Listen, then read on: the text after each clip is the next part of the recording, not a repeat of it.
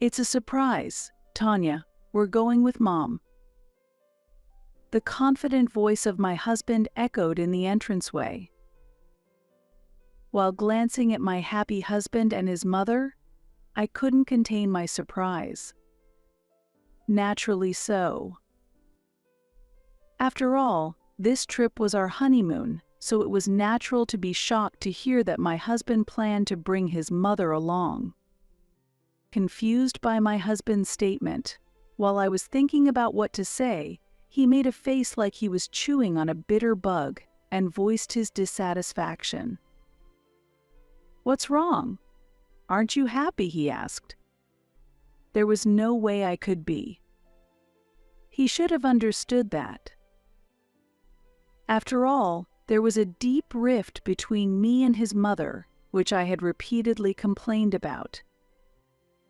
His mother seemed unable to forgive me, the woman who stole her precious son. Every time she saw me, she would unleash obvious sarcasm. Especially troublesome was her act of being the perfect mother when my husband was around. Because of this, even if I expressed how difficult it was for me, my husband would not believe me. Still, it was clear that I had difficulties with his mother. Yet, to proceed with such a plan, what was he thinking? "Did you book Mom's plane ticket? Is the hotel reserved?" I asked, and my husband looked perplexed. "Eh? I thought I'd book it later." "That's impossible. When do you think we booked ours?" I raised my voice. Of course, there was no reservation for his mother. It was baffling for them to think of having her accompany us during the peak tourist season without a reservation. When I explained this point to him, he snorted as usual. "Then, could you give us all the tickets?" For a moment, I didn't grasp the meaning of his words and asked for confirmation, to which he repeated, displeased. "If there's no ticket for my mother, then give me yours. I paid for the trip, so I have that right." The smug face of my mother-in-law entered my field of vision, and I was shocked. I could only be astonished at her attitude. I cannot understand at all what he is thinking. This is not just a regular trip, it's our honeymoon. I can't believe he would plan such an important trip with his own mother. Of course, I would want to avoid even a normal trip with my mother-in-law. As I stood with my mouth open in surprise, my mother-in-law had a smug look on her face. She seems very pleased that her son is prioritizing her. "Come on, hurry up. There shouldn't be a problem since I paid for it," he says. Does he think that just because he paid, he can do whatever he wants? As I ponder this, the cost of the trip suddenly comes to mind. By the way, about the cost of this trip. My name is Tanya. I am 28 years old and work for a company run by my father. Initially treated as a nepotistic hire, my serious attitude and results were recognized, and gradually the people around me began to value me. Nevertheless, because of the fact that I am part of a business-owning family, malicious rumors are sometimes whispered, and occasionally they hurt my heart. In such a situation, my husband Glenn has been my support. We are the same age and have been exchanging opinions frequently as colleagues in the same team since we joined. It did not take long for our relationship to start. While Glenn efficiently handled his duties and contributed to improving performance, he was also trusted by my father. When we announced our marriage, my father immediately agreed. "Glenn, huh? I've heard about you. take care of my daughter." "Of course, I'll make her happy," my husband replied. Watching that exchange, I felt the glow of the moment. At that time, my father was timing the future handing over of the company, and within the company, there was anticipation that Glenn might be the next president. He thought that the sudden marriage of his daughter could be a chance for generational change in the company. Although there was a possibility of entrusting the management to someone outside, having a capable son-in-law would surely have reassured my father. I am not good at putting myself forward, but if a competent son-in-law were to take over management, that would be the best outcome. I suppose that's what he thought. Although my father did not discuss this directly with us, we often talked about business management during meals together, so my husband and I anticipated that it would happen someday. My husband's father has already passed away, and his mother lives alone in her marital home. My husband deeply loves his mother, and during our courtship, if she called for help, he would rush to her immediately. Since she raised him alone, I have always supported, with a smile, my husband's desire to repay her. I think my husband, who can respect his mother like this, is a wonderful person. I was proud to be with such a person. However, since we got married and started living together, I have begun to feel more doubts. "I'm going to see Mom for a bit." This phrase has become my husband's standard line. And he visits his mother every week.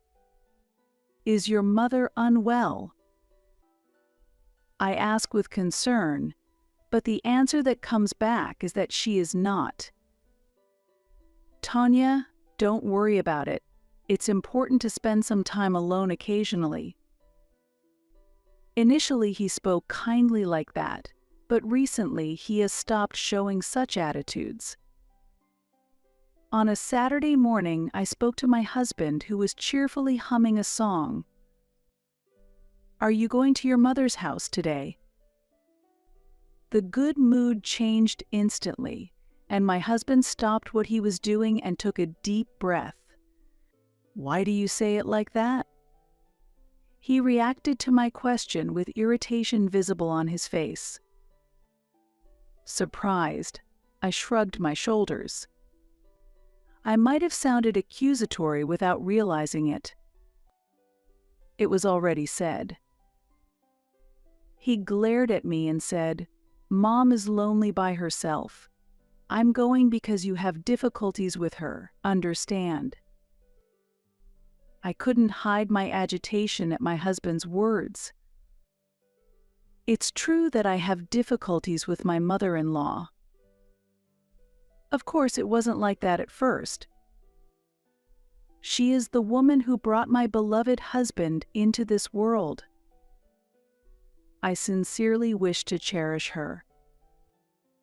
However, affection does not always come back equally from the other side. My mother-in-law saw me as the woman who stole her son. When my husband was away, starting from our first greeting, she would continuously throw cold words at me. The first incident happened right after my husband had gone to the restroom. Her friendly expression suddenly changed, and she scrutinized me from top to bottom, as if assessing my worth. "So, you are the president's daughter. You don't seem like much." Shocked by her words, I was surprised by the drastic change in my mother-in-law's attitude. She continued to spit venom. "You dare to show up here calmly after stealing Glenn from me. Don't misunderstand, I do not acknowledge you at all." Seeing my surprise, she snorted mockingly and made a crude slurping sound with her tea. It was as if it was natural that no tea was offered to me. Um, Mother-in-law. Don't call me mother-in-law. It's unpleasant. I pondered why I had to be met with such hostility by someone I was meeting for the first time. But when I tried to speak up, I was immediately rejected by my mother-in-law. I felt helpless, and as I was confused by the situation, I heard my husband's returning footsteps. The drastically changed mother-in-law once again smiled and offered tea, as if she had forgotten what had happened earlier. "Sorry, I forgot to offer you tea," she said with a light laugh. And when my husband returned, she chuckled, "Mother, you hadn't served the tea yet." "Glenn, your fiancé is very charming." "Sorry for forgetting to serve the tea," said my mother-in-law with a smile. Then she added, "Tanya, don't hesitate to call me mother-in-law." A chill ran down my spine. Since then, my mother-in-law continues to throw harsh words at me only when my husband is not around. It's like she has a double personality. It seems that my husband cannot see her true nature. Even if I talk to him, he dismisses it with "my mother would never do such a thing." He says, "If you're that uncomfortable, you don't have to force yourself to meet her," and he doesn't believe me at all. Initially, I desperately appealed, but eventually, I grew tired of him defending his mother and began avoiding meeting her. Now, I only visit my in-laws' home when absolutely necessary. My husband might think I hate his mother. "Make sure to lock the door when you leave," he said, and today, as usual, he left without looking back. I tried to reach out, saying, "Wait," but missed him. His back blurred through my tears. After the conflict about his mother, he did not return home.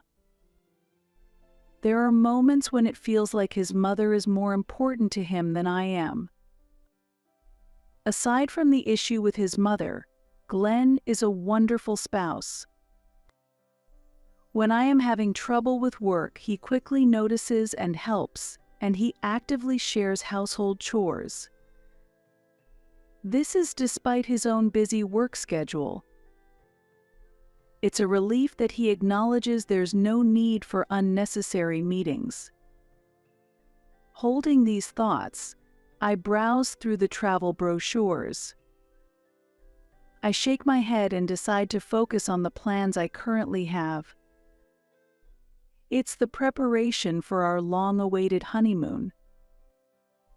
During this trip, I should be able to forget about his mother and have fun. At least, there won't be any sudden calls from my husband. I consider where to go, keeping in pace with my husband, who has just become the team leader for a new project. If possible, I would like to indulge in luxury on this occasion. While turning the pages and feeling tempted, I soon give up on that thought. I left all the preparations to you, so at least I want the payment to come from my account, my husband said. I had intended to pay for the honeymoon together, but he just laughed, not willing to listen. I thought it wasn't right for him alone to bear the entire cost, so I decided to pay for part of it myself. Additionally, being the president's daughter, the sarcasm from my mother-in-law about being extravagant only escalates, which is tough. Thinking about it, I can't help but give a wry smile. Just when I had resolved to focus, thoughts of my mother-in-law invaded my mind again. Let's stop this, I tell myself, and to change my mood, I put the brochure aside and start preparing dinner for my husband, who will be back soon. Then the morning of our honeymoon arrived. As I was bustling with preparations, the doorbell suddenly rang. "Yes, come in," I said as I opened the door, only to be shocked by the sight before me. Mother-in-law. There she stood, dressed in flamboyant clothes with a large suitcase in tow. Noticing my voice, my husband peeked out. "Mom, you're early." While my husband greeted her with a smile, my mother-in-law didn't even glance at me. Unable to hide my confusion, I asked, "Early? What do you mean?" Just as we were about to leave for our honeymoon together, what could her large luggage imply?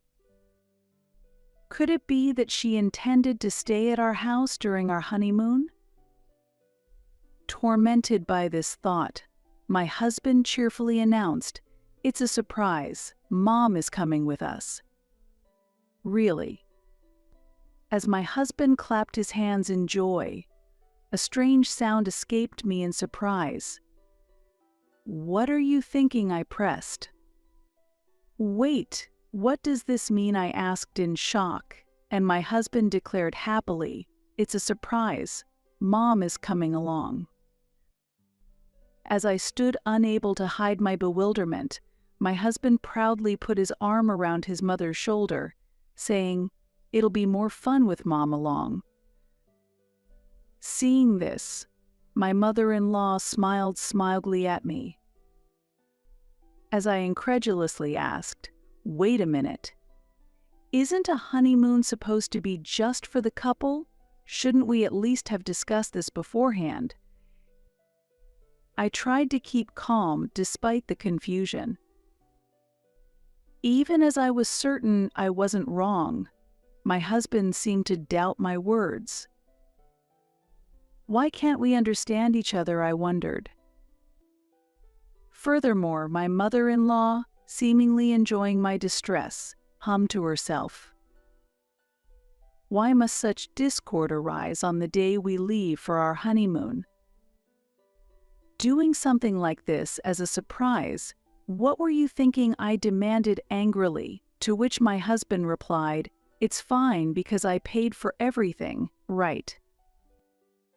Noticing my astonishment, he frowned.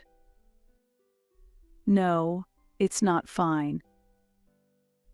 Could it be that his offer to pay for the trip wasn't just to comfort me but to silence any objections about bringing his mother along? "Wait. That's not going to work," I objected, causing both my husband and mother-in-law to become visibly displeased. "Why won't it work?" my husband asked, and my mother-in-law childishly taunted, "Tanya doesn't want to travel with me, does she?" I felt a headache coming on.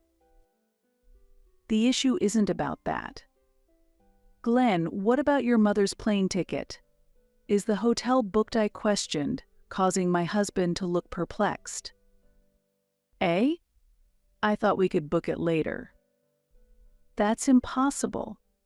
When do you think we booked our tickets and hotel?" I raised my voice. Did he really think this could go smoothly without any planning? Though I tried to avoid luxury, the hotel we chose was decent. Especially now, during a major holiday period. There's no way the flights and hotels have availability now. As I pressed the issue, my husband naturally reached out. "Then, could you give me all your tickets?" For a moment, I couldn't grasp the meaning of his words and asked for clarification, to which he repeated, annoyed, "If there's no ticket for my mother, then give me yours." I paid for the trip, so I have the right to do that. The smug face of my mother-in-law entered my field of vision, and I was shocked. What's happening? What am I being told? My mother went through the trouble of preparing, so I've decided that this trip will be just her and me. We'll go with you some other time, that should be fine. The ease with which my husband favored his mother left me unable to follow. Does he think it's okay if I'm not there? I'll say it again. This is our honeymoon. Just for me and my husband. Being forced to hand over the plans to my mother-in-law, who appeared out of nowhere, is something I cannot accept. He says his mother prepared for it, but that doesn't matter. If he wants to maintain peace, his mother should step back. Yet, I was utterly dismayed as my husband continued to tell me to give up. Come on, hurry up. There shouldn't be a problem since I paid for it, he says. Actually, I was going to keep this a secret. Suppressing a headache, I sighed deeply. Actually, my father is covering the cost of this trip, not you. So it's strange for you to demand the tickets, isn't it? Upon hearing this, my husband appeared bewildered, as if he couldn't accept the fact. That makes sense. He thought he had paid, which is why he could be so assertive. Why would your father do such a thing? He began to question in surprise. I stared at him coldly. My father decided to pay the honeymoon expenses as a gift so we could save up for our future. He had even told me to keep it a secret, considering my husband's pride. Why did you keep this a secret from me? My husband raged, his face turning red with anger. My mother-in-law, too, seemed shocked to learn that my father had funded the trip, and as I listened to my husband's angry voice, my heart rapidly cooled. I had endured my mother-in-law's nagging and my husband's bias towards her for too long, and I finally ran out of patience. If you two want to go, then return the money to my father and cancel the reservations. Please arrange your own funding and start over. Ignoring my husband and mother-in-law's attempts to stop me, I quickly grabbed my bags and left the house. This was no joke.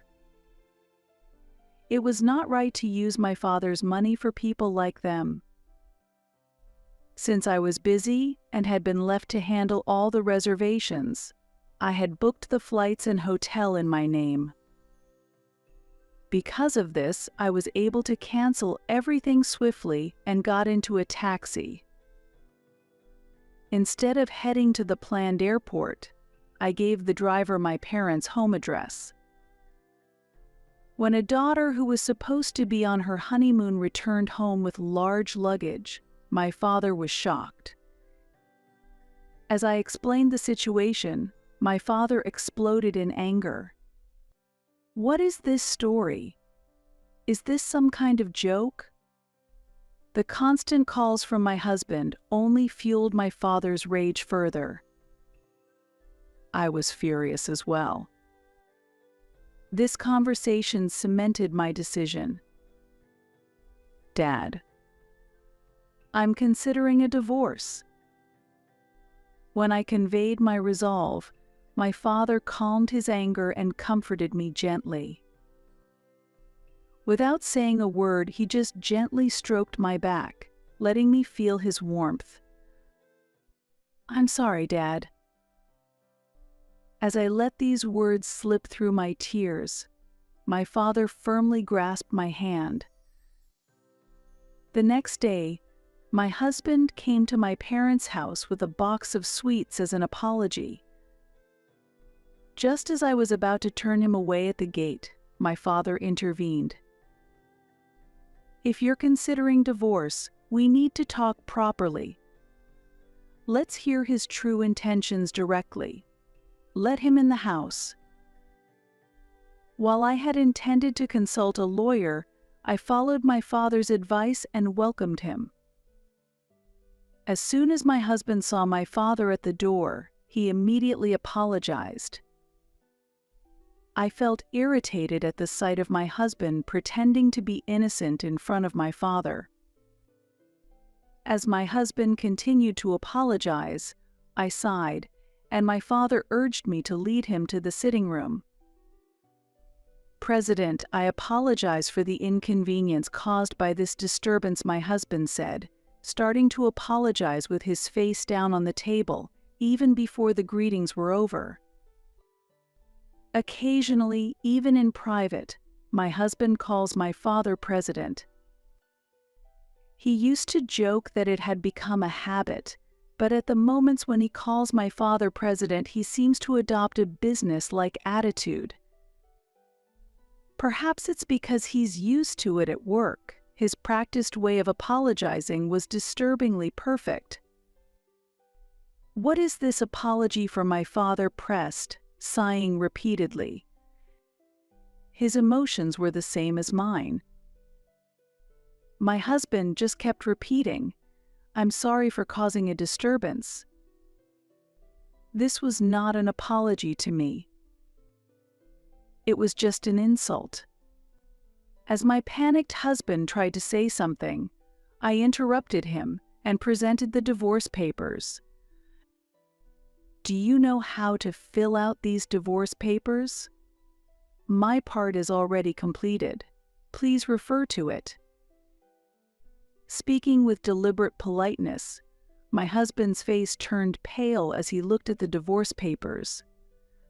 "Wait, Tanya, divorce." It felt like the first time since he arrived at the house that he actually looked at me seriously. I have always been second to him. "That should be fine, right? Glenn, you have your mother." If that is his attitude, I am also prepared to act businesslike and refuse any attempts at reconciliation. "What are you talking about? Why bring up my mother here? She was looking forward to that trip too. We can go on another trip together some other time, Tanya." Aghast at his lack of understanding, I retorted, "Any time? What does that mean? It was supposed to be our honeymoon." My body shook and I bit my lip in pain from the awfulness. Why would any husband want to bring his own mother on his honeymoon? Where in the world does that even happen? I asked myself, sickened by the thought. Yet, as if to worsen the situation, my husband stubbornly persisted. "It was just a suggestion to go together at first. Wasn't it you who said there were no flights or hotels available?" Glenn said. "Think about it. How could we possibly prepare for such a last-minute plan?" I replied, but it seemed like Glenn didn't understand at all. Unbelievably, he was serious. Glenn showed his anger openly and raised his voice. "Are you saying to send my mother back even though she was looking forward to this trip too?" At that moment, my father intervened and calmed the situation. "Let's end this now," my father said calmly, and after a silence, he shook his head in disappointment. "Glenn, I'm really disappointed," my father said, and Glenn suddenly called him President and straightened his posture. My father watched Glenn standing there with a gaze filled with deep sadness and disappointment. In the heavy silence, my father spoke. "Why did you choose your mother over Tanya in such a situation?" That question weighed heavily on Glenn. Searching for words, Glenn stammered, visibly sweating from nervousness. Even though Glenn could be assertive towards me at times, he could never defy my father. My father continued, "A honeymoon is supposed to be for the couple. You could have gone with your mother any time after that, right? Wasn't it true when you said you loved my daughter?" To this, Glenn shouted, "I'm not lying. I just wanted to treat my mother as important as her." At this sudden outburst, my father looked sternly at Glenn for the first time. "Even if it makes Tanya sad, is that okay?" he pressed, and Glenn lost his words, stammering. Then, trembling, he said, "I'm sorry," but his clenched hands clearly showed the humiliation he felt. His apology was because it was necessary, not because he truly thought the situation was wrong. He was apologizing because my father, the president, was angry, not because he felt the need himself. "Glenn, you are a capable person," my father said, and Glenn momentarily showed a relieved expression, but soon realized he had misunderstood. My father's gaze was icy like a midwinter lake, piercing Glenn with increasing sternness. "However, even if you are good at your job, a person who does not cherish their family can never be trusted," my father declared with a stern expression, emphasizing his words by attempting to hand a pen to Glenn. At this gesture, Glenn visibly shivered, showing signs of deep fear. "Please wait. Please, let's avoid a divorce." "I will change my heart," Glenn pleaded, continuing to refuse to take the pen. Seeing this, my father forcibly took his hand, made him grip the pen, and said sternly, "You should not be apologizing to me." Shaken by these words, Glenn then turned to me, beginning to plead for help. "Tanya, please do something. Please, anything but divorce," he said as he moved to my feet from my father, clinging to my legs and looking up imploringly. "I will prioritize Tanya from now on," he vowed forcefully, but his words felt emptily hollow, as if his tears had already dried up. I could faintly sense the contempt for me hidden behind his words. "Please. If we divorce, I won't be able to pay off the debts." Glenn blurted this out in panic. Confused, I asked, "Debts? What are you talking about?" repeating the new information I had just heard. Then, suddenly recoiling from my feet, he covered his mouth and showed a look of regret. Overwhelmed by the situation, my father and I just silently stared at him. Amidst the tension, Glenn stuttered, well," and finally, gathering his resolve to speak to us, he began, "So, it's about." When the shocking truth was revealed with his fearful demeanor, my father and I were so astounded that all we could do was hold our heads in disbelief. Incredibly, Glenn and his mother had been confident that the position of president was almost certainly theirs, and had been spending recklessly without any moderation. The reason he visited his mother's house almost weekly was also to enjoy a lavish lifestyle with her. "The more I hear, the less I find any reason to keep this man as your husband," Tanya, my father said in disgust, too disappointed to find the words.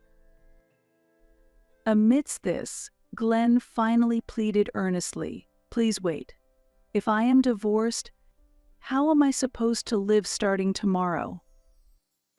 His continuous apologies, repeated over and over, looked almost mechanical, like a child's toy moving automatically, and were even comical in their desperation. "That has nothing to do with us," I responded coldly, simply waiting for Glenn to sign the divorce papers. Deciding there was no value in further discussion, my father and I quietly decided to drink coffee. Naturally, we did not offer any coffee to Glenn. Though somewhat forcibly written, the divorce was finalized after all the legal procedures were successfully completed.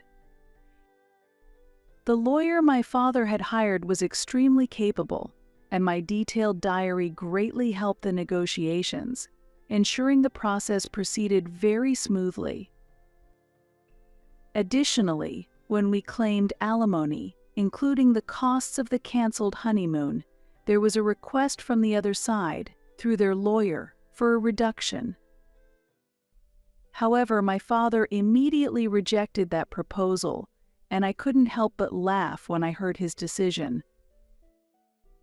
As for Glenn, rumors of our divorce spread rapidly throughout the company, resulting in a complete change in the atmosphere around him, making it uncomfortable. Consequently, he decided to resign in haste. Since it was a resignation of his own volition, his severance pay was not substantial, and he ended up using all his modest savings to cover the alimony and his debts. As a result, he is now living a very modest life. Regarding his mother, she has fallen ill and is completely bedridden. It seems she's managing to get by with part-time jobs and has been contacting former colleagues for financial assistance, although the truth of these stories is uncertain.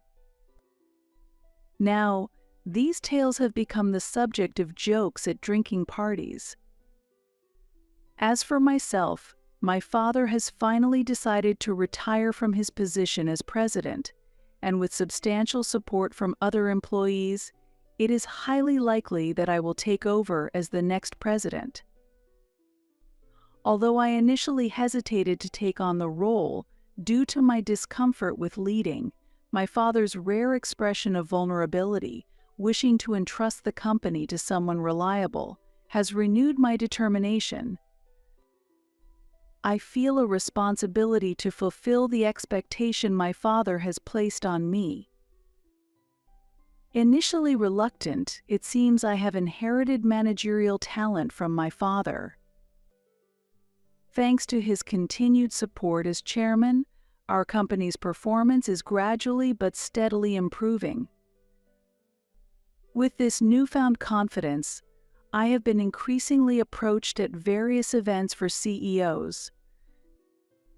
I have not yet considered starting a new romance, but a good time to start a new phase of life may be approaching.